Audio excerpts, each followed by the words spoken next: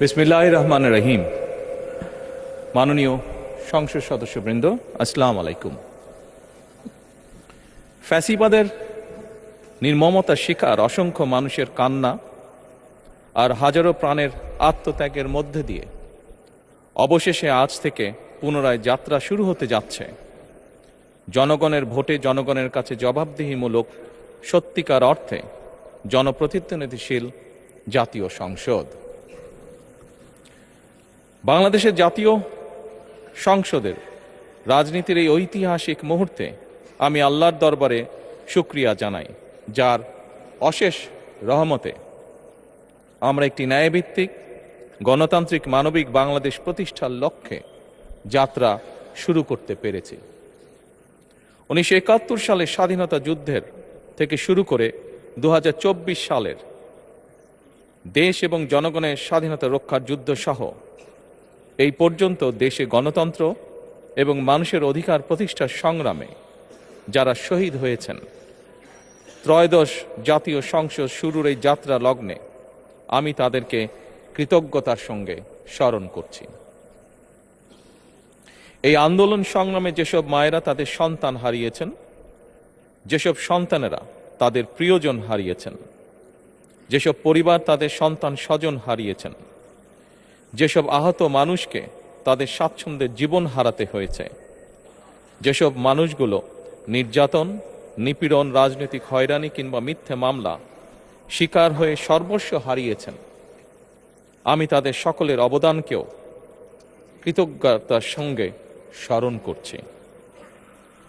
দেশের ছাত্র জনতা, কৃষক, শ্রমিক, শিক্ষক, কবি, সাহিত্যিক, সাংবাদিক, চিকিৎসক, প্রকৌশলী, আইনজীবী, কামার কুমার, জেলে তাঁতি, গাড়ি চালক, ব্যবসায়ী এবং সরকারি বেসরকারি চাকরিজীবী, গৃহিণী, সারা দেশে গণতান্ত্রিক রাজনৈতিক দলের নেতা কর্মী সমর্থক তথা সর্বস্তরের সকল শ্রেণী পেশার মানুষ যাদেরকে গুম, খুন, হত্যা, নির্যাতন, নিপীড়ন, মিথ্যা হামলা মামলা কিংবা জীবন্ত মানুষের কবরস্থান তুল্য বর্বর বন্দিশালা, আয়নাঘর, কোনো কিছু দিয়েই যাদের গণতান্ত্রিক আকাঙ্ক্ষাকে রুখে দেওয়া যায়নি,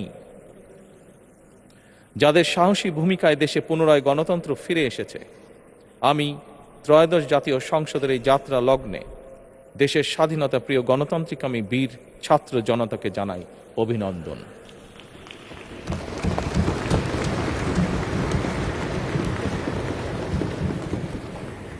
সম্মানিত সংসদ সদস্যবৃন্দ,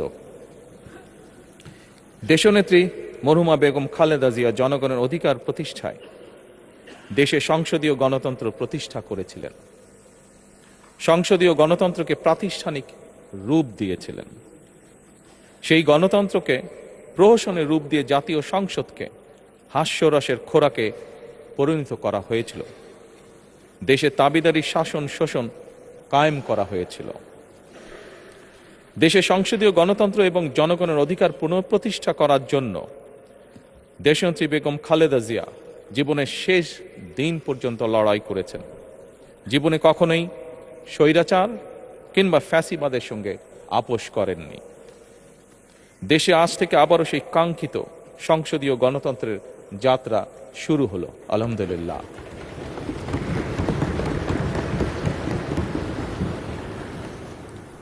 সংসদীয় রাজনীতি প্রতিষ্ঠাতা খালেদা জিয়া দেশ এবং জনগণের সাফল্যে এই শুভ মুহূর্তটি দেখে যেতে পারেননি। আজ তাই এই জাতীয় সংসদে দাঁড়িয়ে আমরা দেশ এবং জনগণের স্বার্থে আপসীর নেতৃত্ব, ব্যক্তিত্ব, স্মরণীয়, বরণীয়, অনুকরণীয় রাজনীতিবিদ মরহুমা খালেদা জিয়াকে গভীর শ্রদ্ধার সঙ্গে স্মরণ করছি।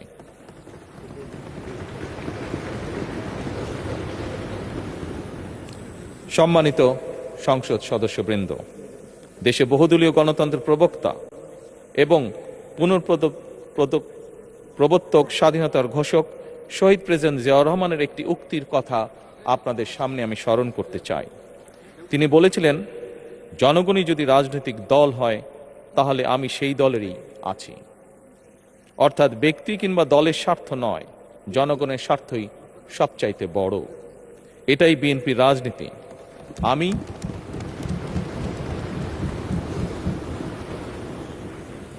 আমি প্রথমবারের মতন বাংলাদেশ জাতীয়তাবাদী দল বিএনপি থেকে জাতীয় সংসদ সদস্য নির্বাচিত হয়েছি। জাতীয় সংসদের সংসদীয় দলের নেতা নির্বাচিত হয়েছি। জাতীয় সংসদে দলের প্রতিনিধিত্ব করলেও প্রধানমন্ত্রী হিসাবে আমি এই জাতীয় সংসদে দেশের প্রতিনিধিত্ব করছি। দল, মত, ধর্ম, বর্ণ নির্বিশেষে দেশের জনগণের প্রতিনিধিত্ব করছি। আমার রাজনীতি দেশ এবং জনগণের স্বার্থ রক্ষা করার রাজনীতি।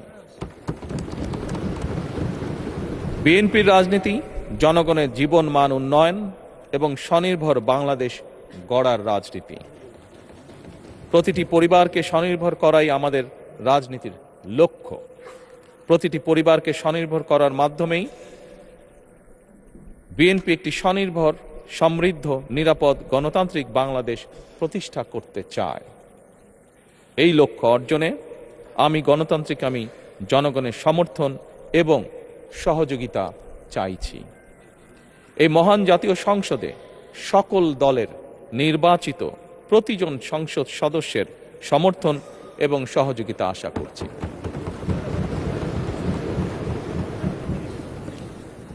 সম্মানিত সংসদ সদস্যবৃন্দ, আমি বিশ্বাস করি আমাদের দল কিংবা মত কিংবা কর্মসূচি ভিন্ন হতে পারে, কিন্তু তাবেদার মুক্ত, ফ্যাসিবাদ মুক্ত একটি স্বাধীন, সার্বভৌম, নিরাপদ, স্বনির্ভর বাংলাদেশ প্রতিষ্ঠায় আমাদের মধ্যে কোনো বিরোধ থাকতে পারে না, বিরোধ নেই।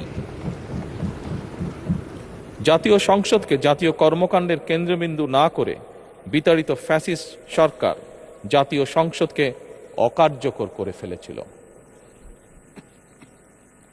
আমরা এই মহান জাতীয় সংসদকে সকল যুক্তি, তর্ক আর জাতীয় সমস্যা সমাধানের কেন্দ্রবিন্দুতে পরিণত করতে চাই।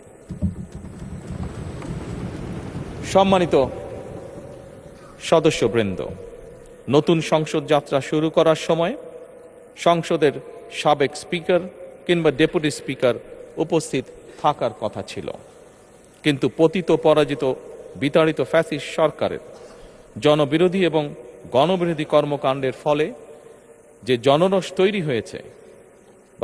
তৈরি হয়েছিল তাতে এই মহান সংসদের সাবেক স্পিকার বা ডেপুটি স্পিকারকে খুঁজে পাওয়া যায়নি। তাদের কেউ কারাগারে, কেউ নিখোঁজ কিংবা কেউ পলাতক। দীর্ঘ ১.৫ দশকের ফ্যাসিবাদী এবং তাবেদারি শাসন শোষণের পর জনগণের ভোটে নির্বাচিত প্রতিনিধিদের নিয়ে আজ আমাদের এক বিশেষ পরিস্থিতিতে জাতীয় সংসদের কার্যক্রম শুরু হতে যাচ্ছে। এমন পরিস্থিতিতে আমরা সংবিধান এবং সংসদের কার্যপ্রণালী বিধির বিধান অনুসরণ পূর্বক ত্রয়োদশ জাতীয় সংসদে সভাপতিত্ব করার জন্য আজ আমি প্রবীণ রাজনীতিবিদ এবং 5 বারের মতন নির্বাচিত জাতীয় সংসদ সদস্য জনাব ডক্টর খন্দকার মোশাররফ হোসেনের নাম প্রস্তাব করছি।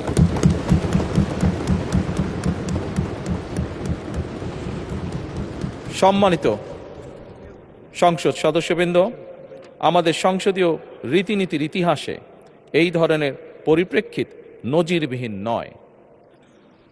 1973 সালে তৎকালীন প্রধানমন্ত্রী মরহুম শেখ মুজিবুর রহমান ওই সংসদের সদস্য মাওলানা আব্দুর রশিদ তর্কবাধিসের নাম প্রস্তাব করেছিলেন এবং তার সভাপতিত্বে বাংলাদেশের প্রথম সংসদের প্রথম অধিবেশন শুরু হয়েছিল। আমি জাতীয় সংসদের সকল সম্মানিত সদস্যকে স্বাগত এবং ধন্যবাদ জানাই। আল্লাহ হাফেজ। বাংলাদেশ জিন্দাবাদ।